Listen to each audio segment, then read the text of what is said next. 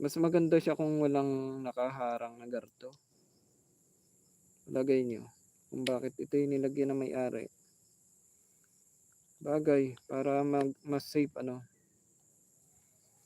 Siguro ganun yun. So ito yung luno na talagang ika ngay may ilong. Matangos yung ilong. Luno. Yan o, nagkulay green na yung likod niya. Punong-puno ng panggamutan din to. Pangkaligtasan.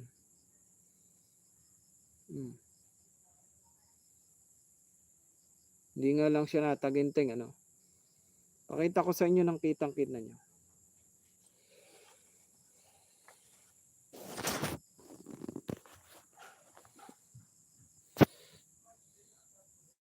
Nasa live ako.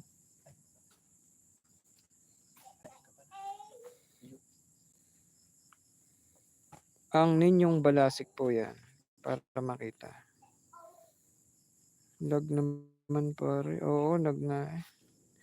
Palike guys sa live ni paring Nuning. Ayan, marami po salamat. Maraming salamat pre. Yun nga lang, alam mo ba? Ako kasi, ika nga pare sa ganito. Talagang hindi tayo mag-chat o hindi tayo mag-ano. Kaya nga napakababa pa rin nga ng ating ano kung tutuusin. Pero pag wala tayong tatag, wala eh. Mas lalong hindi tayo uunsad niyan. Kasi pag ikaw may pakikisama sa tao. Yan tulad ni pare. Hindi ko pa nabisita pero mabibisita ko rin sana.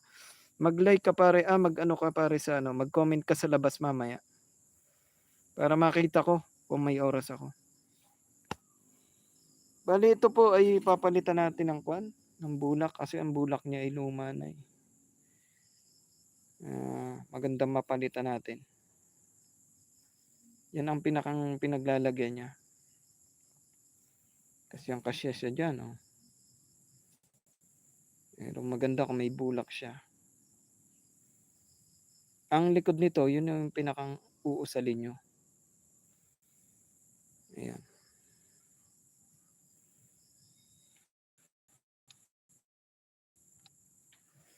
Napakagandang luno po niyan. Kahit tingnan nyo sa malayo. Ito, mahusay din naman po ito. Ayan. Pasensya na po kayo kasi tayo ay bihirang mag-live dito sa ating YouTube. Kaya naman yan, nababawasan minsan yung ating mga kaibigan. Pero sana manatili po kayo riyan. Ako'y lubos na nagpapasalamat na sana naman mapakalat itong ating mga video, no? Yan. Mga mahuhusay na gamit.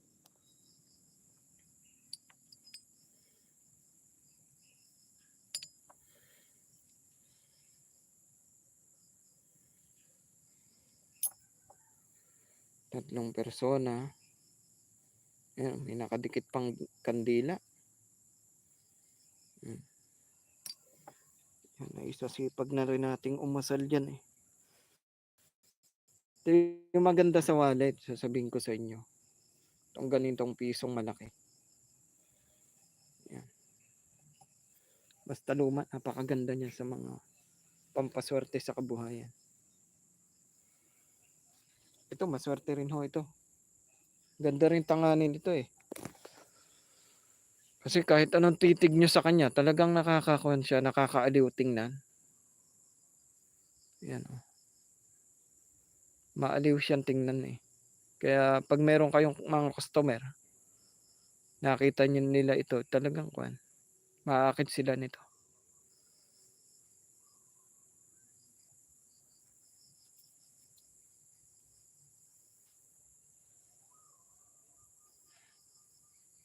Yan po. Sige po, at ako yung medyo napapapikit.